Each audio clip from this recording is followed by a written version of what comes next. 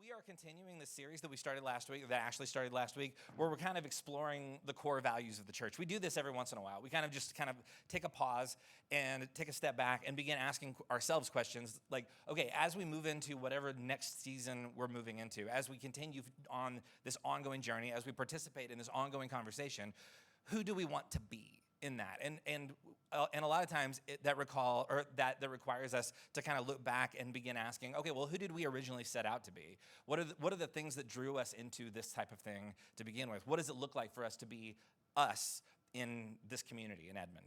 And so last week, Ashley talked about the virtue of generosity and how that kind of what a necessary lifeblood that is for a community like that. Today we're going to pivot and we're going to talk about the second one, which is hospitality.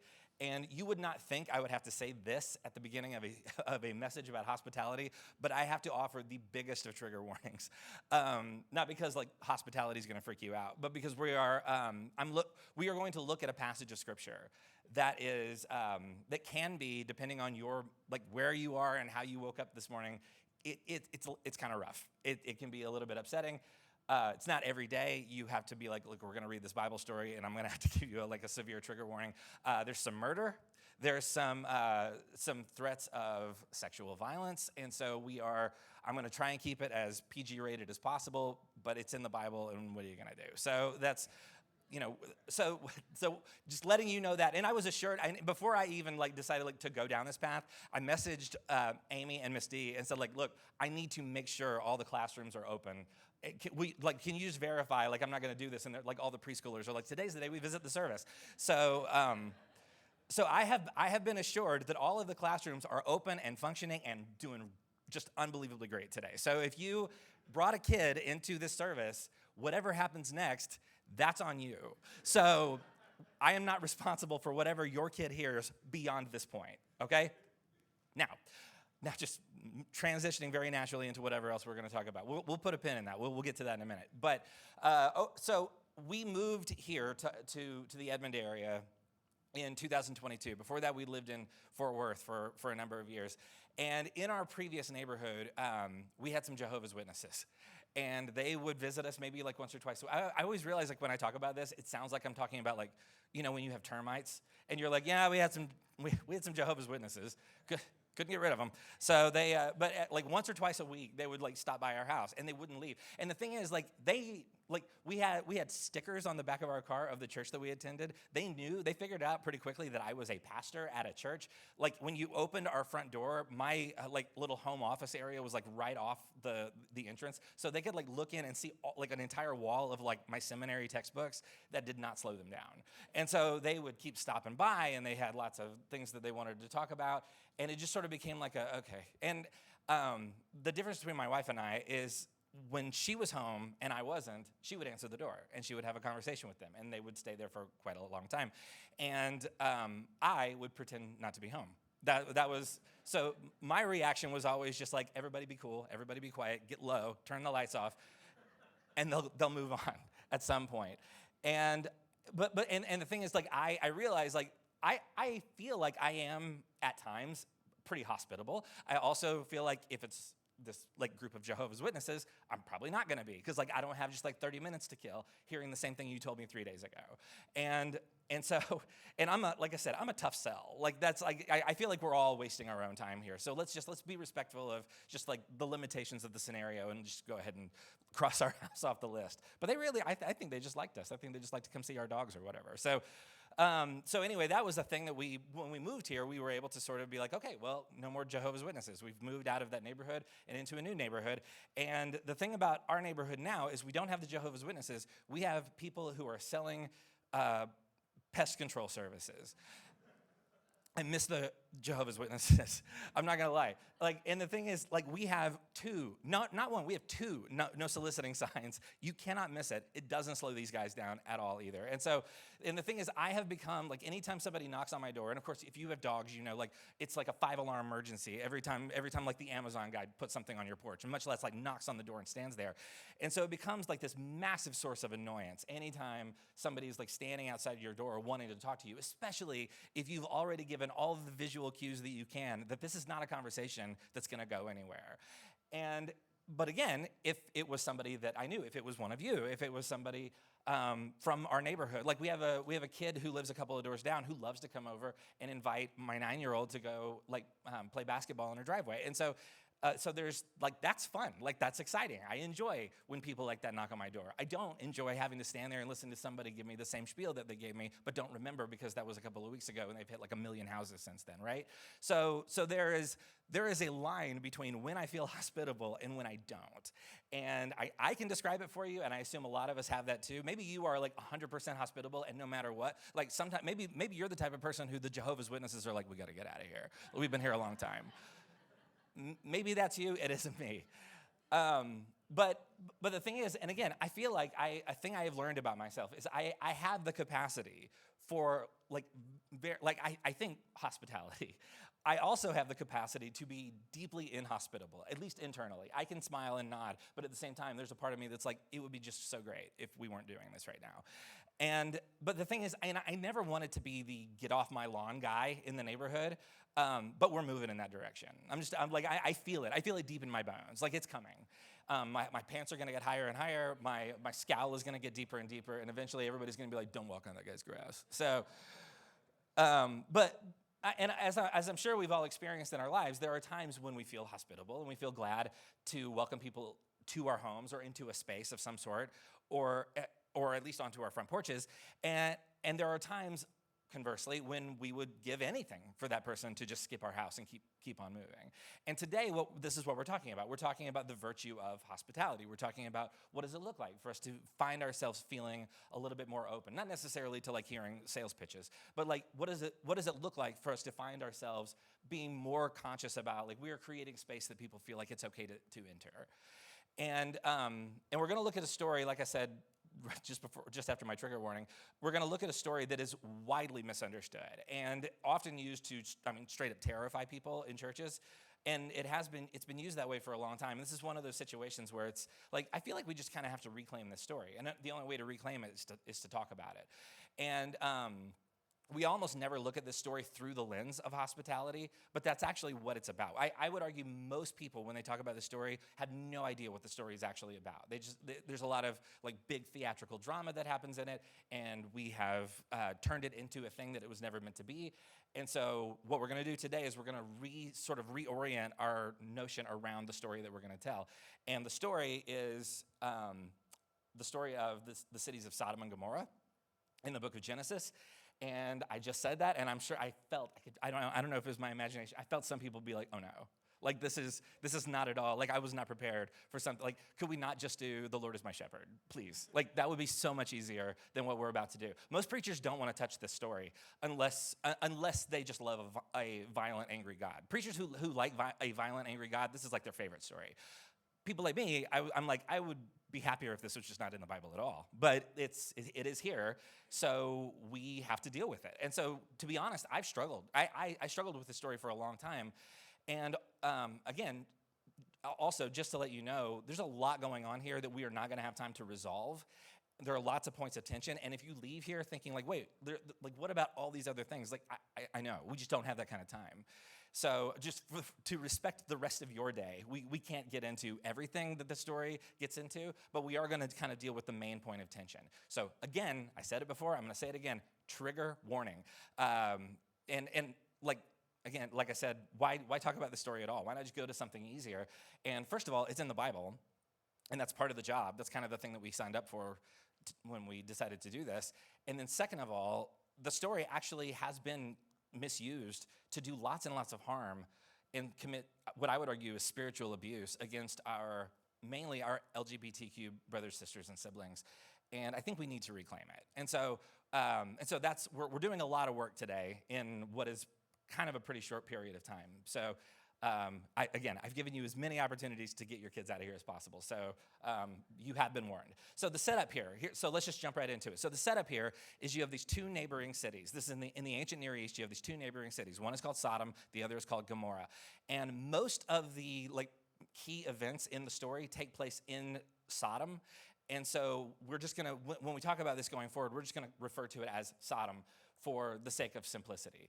So what's gone on prior to, so we're looking at Genesis 19, but we're going to get into something earlier than that, but just to kind of understand the context of this. Like, this doesn't come out of nowhere if people are just like looking through the book of Genesis. The setup here is, in the previous chapters, it has already been established that these two cities are, to quote the translators, exceedingly wicked. But the thing is, it doesn't really say what that means. And what people have been doing for thousands of years is, because it doesn't specify up front what the exceedingly wicked thing means, a lot of times we take what we imagine that to be and we just kind of put on top of it without like a lot of historical evidence to back it up. So, but it has already been established that whatever this means, these two cities are exceedingly wicked, and that there is only one, quote, righteous man in their midst. It's a guy named Lot. So you have these two travelers. They're often referred to as angels in the scriptures. The word angel also could be translated as messenger, so take from that whatever you will. And so these two travelers, they enter the city of Sodom, and essentially they have entered the city for the purpose of seeing to its destruction. That's the notion of, like, these are messengers sent by God to basically be the people who kind of bring the destruction behind them. So that's already, we're in a very weird, uncomfortable place with the story, and we haven't read a word. So in Genesis chapter 19, we're just going to jump right into this. Genesis chapter 19, verse 1, it says, the two angels, or the two messengers, arrived at Sodom in the evening, and Lot, who was the one righteous man that's already been named, was sitting in the gateway of the city. When he saw them, he got up to meet them and bowed down with his face to the ground. My lords, he said, please turn aside to your servant's house, meaning his own house. You can wash your feet and spend the night and go on your way early in the morning. No, they required. We will spend the night in the square. In other words, we're going to go to the center of town, and that's where we're going to sleep tonight.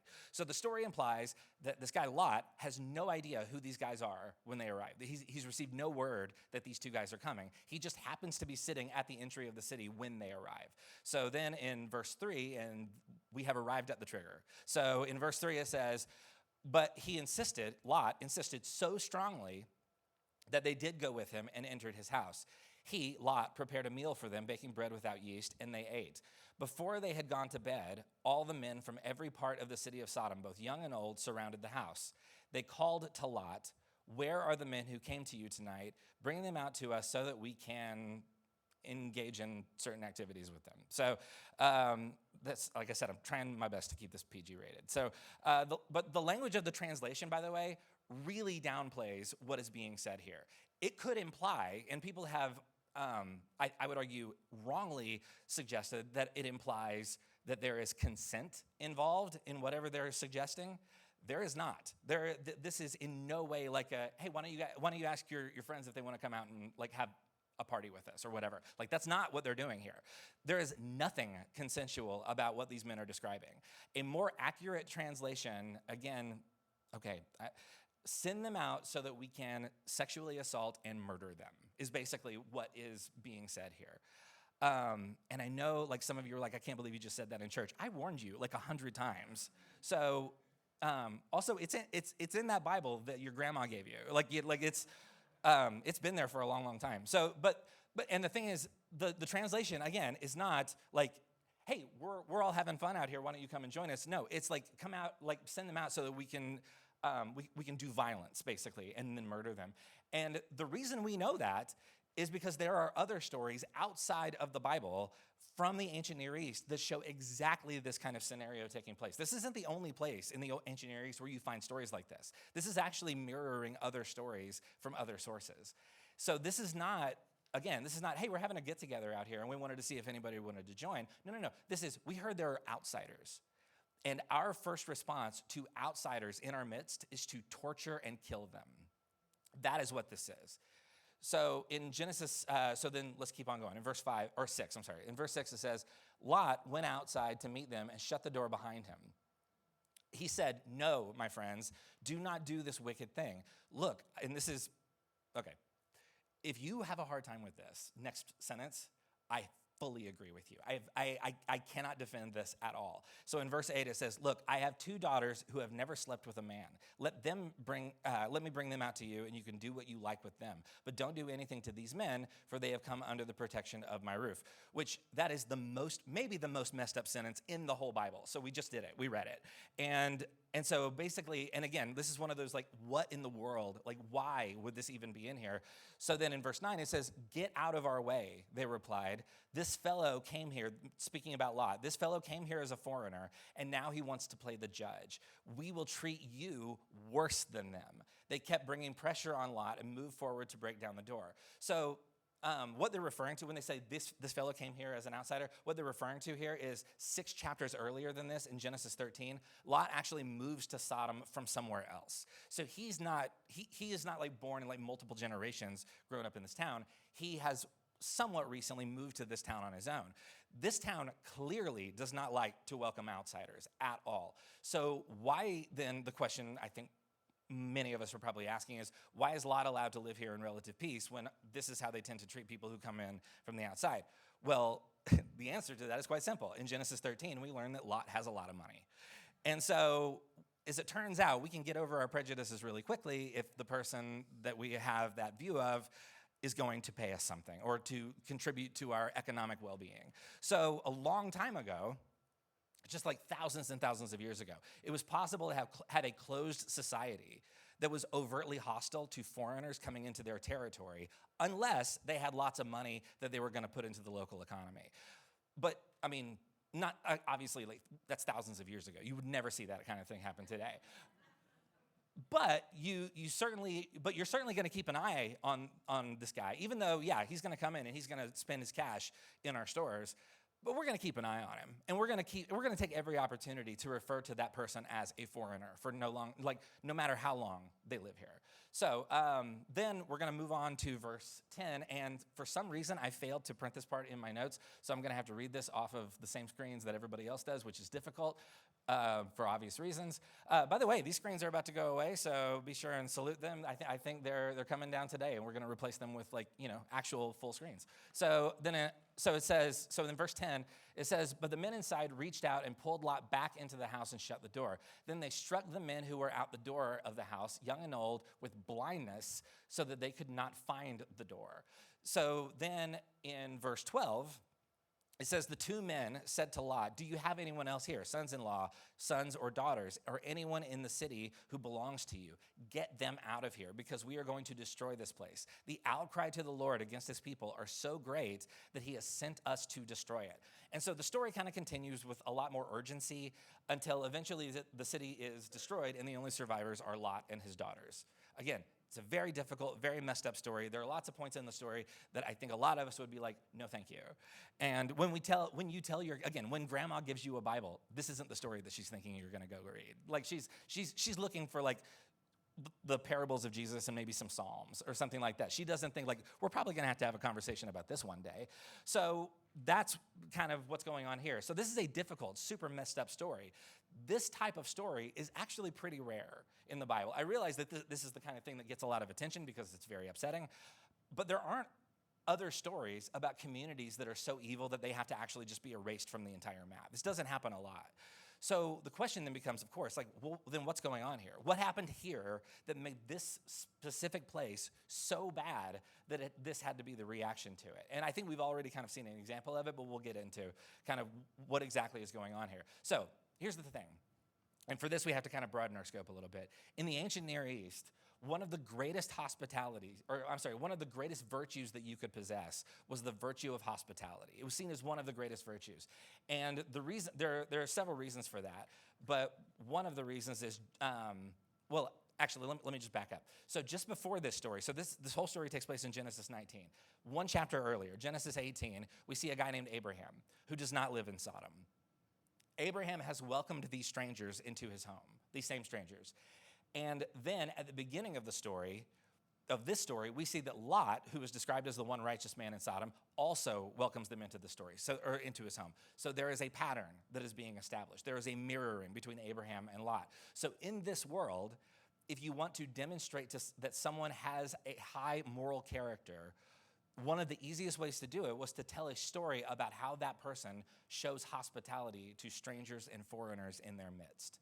Because here's the thing, at this time, thousands of years ago in the ancient Near East, groups of people who were assembled, there would be groups of people who were assembled in a structural kind of societal type of way. So you'd have like a community, a town, or a tribe of some sort, and that would be like your your insulation from all the things that would maybe otherwise make you very vulnerable and in danger in the rest of the world. And there's a very handy little thing I've drawn here. So let's say you have a society, and you live in that society, and that society provides you protection. It provides you sort of like a localized kind of an economy. Everybody trades and barters with one another. Everybody kind of pitches in to keep the whole society kind of in motion and alive in a certain kind of way. And so there was a certain amount of safety in living in one of these communities.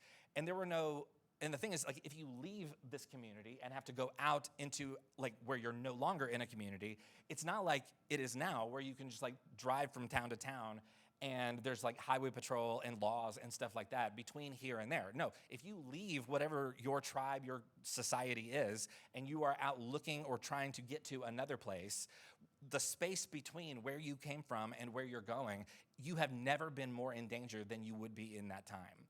Because there are no laws protecting you. There are no societal structures that would prevent somebody from harming you or killing you or robbing you. And so you are, like, for whatever amount of time you are not like inside that closed society, you are a sitting duck. And so sometimes people would be involuntarily nomadic, which means someone's community had been raided or their town had been conquered and sacked. And so now whoever survived, now we have to go find a new place. Otherwise, we're just going to get picked off one by one. And so now a person or a traveling group of people is alone and they're vulnerable. And most people did not just travel for fun. You know what I mean? This was not that's not the kind of thing that you would see a lot in this time. And so the only reasons you would be traveling would either be for like economic reasons or to like reconnect with family or someone that you're trying to like join up with, or because your community was decimated and you need somewhere else to be. So you'd have a person traveling or a person or a group traveling from point to point, and they're alone and they're vulnerable and they're desperately seeking a new place to live before either they starve to death or they fall victim to more violence. So the implication is, like, once you find a community, you should be safe at that point. So a person entering a new community should feel like, okay, we made it.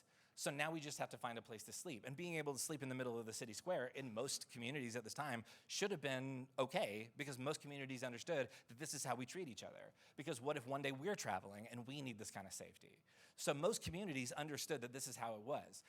You would never have been more in danger or more vulnerable than you were when you were traveling from town to town. Which is why, again, this is why when you talk about a person's goodness of character, you would often talk about how that person welcomes strangers into their home. Jesus actually has parables where he does exactly the same thing. So, by the way, this is why Lot is probably waiting at the city gate.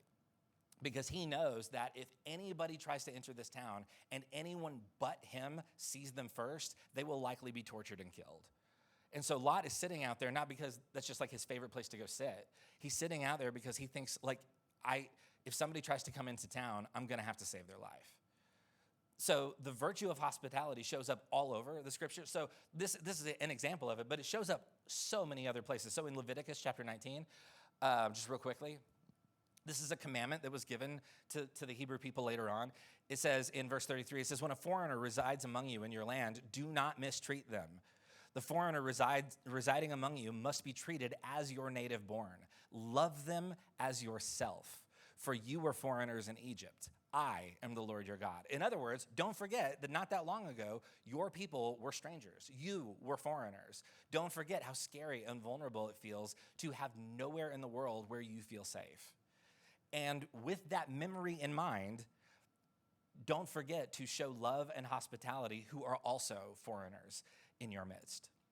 In fact, often in the Hebrew scriptures, you find what's often referred to as the vulnerability triad. And so you'll find over and over and over again, you'll find someone being told, don't forget to care for the orphan, the widow, and the foreigner. So there's this vulnerability triad, which is, at the time, who are the three most vulnerable groups of people in your midst? Well, it's the orphan, the widow, and the foreigner. These are the people who have no legal recourse. These are the people who have basically been forgotten or overlooked in society. These are the people who, if they disappeared, most people wouldn't even notice. And so there is this constant reminder to be aware of the people who are vulnerable. And so showing hospitality to a traveler is a way of engaging with this command. So the scriptures are saying, don't forget that when someone enters your community as a foreigner, they are doing so from a place of vulnerability. And to mistreat someone in that state is a crime against human beings and a crime against God. So then there's also, if you look at the book of Job, in the book of Job, the setup here is, and I think a lot of us are familiar with kind of the basic notion, which is you have this guy Job who basically just suffers for the whole book. And so Job suffers, and then after Job has like the first wave of Job's suffering, I guess technically it's the second wave of Job's suffering is done, Job has some friends who show up, and they tell Job that his suffering is his fault. And they say, well, it's obviously your fault because if you hadn't offended God, there's no way you would be suffering this much. And then towards the end of the book, Job begins, by the way, God also speaks in this book, and it's like, Job, all your friends are wrong, get new friends. So there's, but also Job at some point begins to defend himself. Look at Job 31, verse 32. It says, and this is Job speaking, he says, so he's trying, basically what Job is saying is like, not only have I not offended God, I have done everything I can to be an upright, moral, virtuous person. And one of the examples he gives in verse 32 is, but no stranger had to spend the night in the street, for my door was always open to the traveler. So even in the book of Job, there's this acknowledgement of like, how do you know a person is virtuous? Well, for one thing, they definitely invite people into their homes when they're afraid. And so over and over and over again, the scriptures are telling us that welcoming vulnerable strangers is the highest of virtues. So apparently, Sodom, the city of Sodom, had a pretty bad reputation for not just like being a little bit cold towards people who were from somewhere else. They were hostile. They were unsympathetic. They were violent towards people who were vulnerable and in need. And by the way, this is one of those things of like, we tend to assume that this story is about sexual orientation. It isn't, like in any sort of way. Take a look. In fact, if you look at other non-biblical sources, there's lots of other writing about this story. And so take a look at what some of the other sources say. So there is an early church father whose name is Origen. And this is what Origen writes about this story. He says, hear these words, you who close your houses to strangers. Hear these words, you who avoid a guest as an enemy. Lot escapes the conflagration for this reason alone, because he opened his house to strangers. Angels entered the hospitable house. Fire entered the houses closed to strangers. So for Origen, the whole story is about hospitality. If you go back to the Hebrew scriptures, look at the book of Ezekiel. In the book of Ezekiel, chapter 16, verse 49, this writer says this. He says, now this was the sin of your sister Sodom. She and her daughters were arrogant, overfed, and unconcerned. They did not help the poor and needy. So clearly this goes way beyond strangers entering the city. This is about a whole posture. There's another Jewish source named Sirach, and it says this. It says, God did not spare the neighbors of Lot, whom he loathed on account of their arrogance. Arrogance, and we talked about this a little bit when we did our series on empathy. Arrogance is a posture that we take when we feel like somebody else's suffering is their fault and we're better than them for not suffering. So arrogance is basically once you think your problems are the only problems, or that you feel morally superior to people who are having a harder time than you, then we have lost something critical about what it means to be human. We have lost something true about the nature of what it means to be created in the image of God. So the problem with the people in Sodom was that they were only interested in whatever was going to help them and nobody else. Sodom had become a fully isolationist community, and it ate away at their humanity. Their lack of interest or lack of concern towards people who weren't them is what destroyed them. And so there's one more ancient source. This is from a writer named Josephus. Josephus was a first century Jewish historian. And so this is what Josephus writes.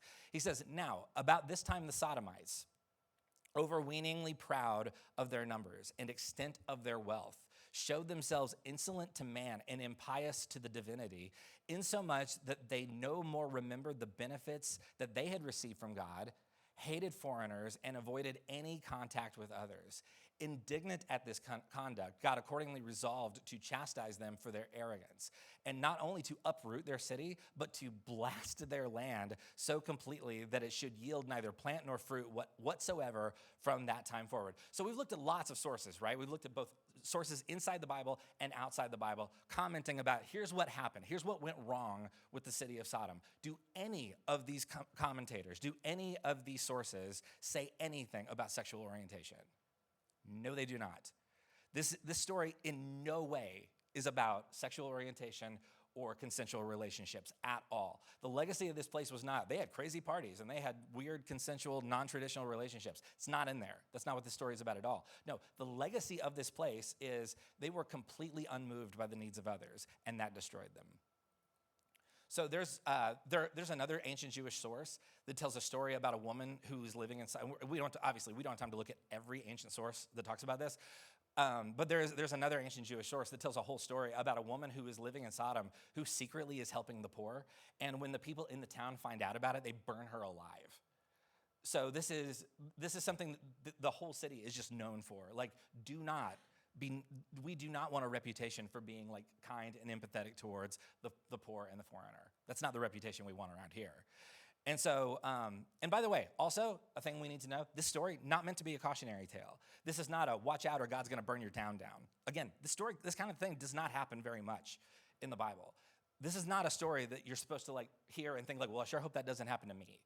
This is a story that is attempting to highlight the importance of practicing hospitality and generosity. This is showing like how seriously this was taken in the time.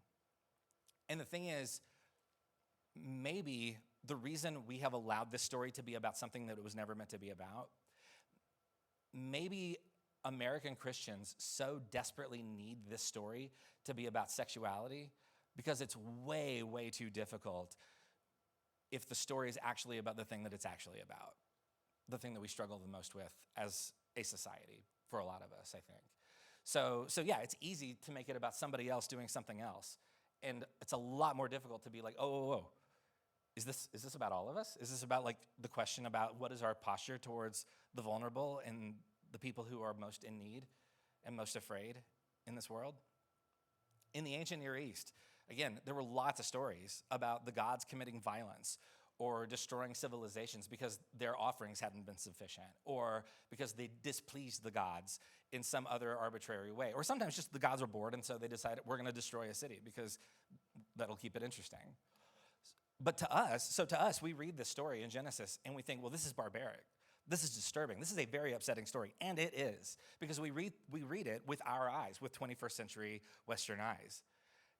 But the thing is, the people who first would have heard it, it would have been a lot more interesting than that, because because if you have all these other gods who are destroying cities and communities and killing people basically because they were bored or because their offerings weren't sufficient or whatever, and now you have the story about this God, and the thing that upsets this God the most is how are you mistreating the vulnerable and the people who are most in need in your midst? This is a counter narrative to all the stories about the gods who just destroy stuff for no reason. So this story it basically plays against these other stories as a way of saying, like, this God is a lot more interesting than the gods that you're aware of. This God is way more interested in questions about how are we treating the most vulnerable in our midst? Because mistreating the foreigner among us makes this God angry. There's another passage that, now we're going to the words of Jesus. In Matthew 25, Jesus has this to say in verse 34. He's kind of painting a picture about like how will things be when like this whole story kind of reaches its conclusion.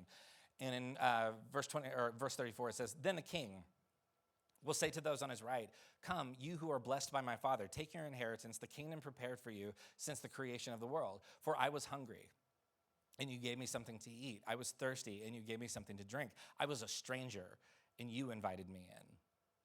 I needed clothes, and you clothed me. I was sick, and you looked after me. I was in prison, and you came to visit me.' Then the righteous will answer, 'Lord, when did we see you hungry and feed you, or thirsty and give you something to drink? When did we see you a stranger and invite you in, or needing clothes and clothe you? When did we see you sick or in prison and go to visit you?' The king will reply, 'Truly I tell you, whatever you did for one of the least of these brothers and sisters of mine, you did for me.'" In other words, when we show hospitality and generosity and grace to people who need rest and we respond with empathy to the most vulnerable in our midst, there is a divine presence that is also a part of that. The challenge of this story in Genesis 19, as difficult as it is to look at, the challenge of this story is, what does it look like for us to live with a spirit of hospitality? What does it look like for us to open ourselves up to the needs of people who are more vulnerable than we are? So on an individual level, there are questions about, are there people that I need to see? Are there people that I need to be aware of? Are there needs that I need to not ignore? Are there people who need and deserve my attention and my support? So there's that on just the individual going through life every day kind of level. Do I take time? If somebody comes to me and says, hey, I'm in a situation and I don't know what to do, I just need somebody to listen. Do I take the time to listen? Do I open myself up? Do I still carry with me the capacity for hospitality and empathy and humility? But there's also a community level, which I think is kind of what we're getting at with this whole series, which is, what kind of space are we trying to create here? Because hospitality is way bigger than just having people over for dinner sometimes. Hospitality this is a posture with which we are invited to encounter the vulnerability and the needs of others. So this goes way, way past, like, yeah, when's the last time we had people over? Like, no, I don't think that's not what this is. This is, are there people who I intentionally keep at a distance because I don't identify with their needs, or I don't have time for their needs? As a community, are there people who feel unwelcome when they walk through these doors? I would argue there are lots of people who come to the well because this was their last stop, because somewhere else made them feel like, you don't have to go home, but you definitely shouldn't be here. You know what I mean? We want the well to be a safe, healing space for people who have ever felt unwelcome or pushed out by other churches or communities.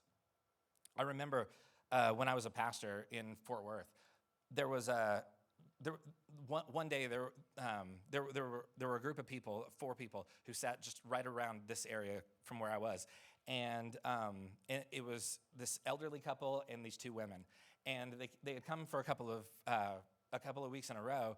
And I went over, I'd seen them, they were always sitting in the same place. And so I would see them, and I went over and I introduced myself to them. And the elderly gentleman said to me, he said, oh, thank you so much for coming over and say hi. This is our daughter. And he said her name, and he said, and this is her partner. And he said her name, and he said, I said, do you guys live pretty close to here? And he said, actually, well, they do, speaking about his daughter and her partner. He said, they do. He said, we live a little farther away.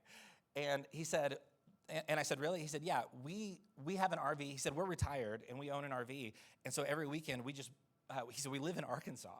And we drive the RV from Arkansas every weekend. And we just stay here so that we'll go to church with them. And I was like, no one drives that far to come to church here. I said, why do you drive that far? He said, well, they've been kind of pushed out of every church that they've ever been to. And we found this place online, and it's a little farther away from them than the other places that they've been to, and we really wanted them to start coming here, my daughter and her partner. But they said they wouldn't come unless we were here because they thought we weren't going to drive. So he was like, so we showed them. So now we are RVing ourselves from Little Rock to Fort Worth every single weekend, so that our daughters can go, or our daughter and daughter-in-law can go to church together with us. And so because they've been so desperate for a safe place, every other church they've ever been to said, no, thank you. You aren't here. Why? Because of stories like this one. And so we have to reclaim this story, not just because it's been misused and used to harm people, but it's actually when people misuse it and make it about sexual orientation or relationships in any sort of way, what it does is it creates the opposite effect that it was intended to, because it makes people feel unwelcome in places like this, when really it's supposed to be a story about how being a space that welcomes people who are vulnerable and people who have always been made to feel like they're not welcome. That's the point of the story.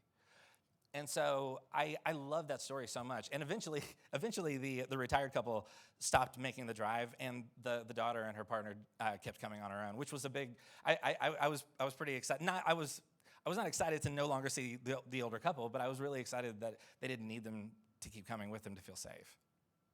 And I feel like that's the kind of place we're trying to create here at the Well, right? Like, do we not want to be the kind of church that someone's parents would drive hundreds of miles to make sure that we're in a safe place and they would bring them here?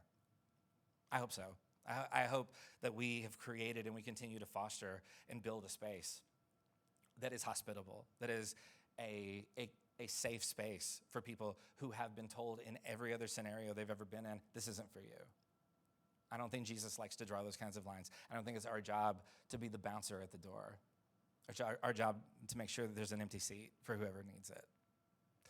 So what does it look like for us to leave the door open and save a seat for people who need rest and safety and grace and peace? What does it look like for us to be the kind of church that holds this up as a virtue and celebrates when somebody comes in and says, okay, for the first time in a long time, I'm in a church and I don't feel in danger? I realize that sounds like a low bar, but we still have to clear it.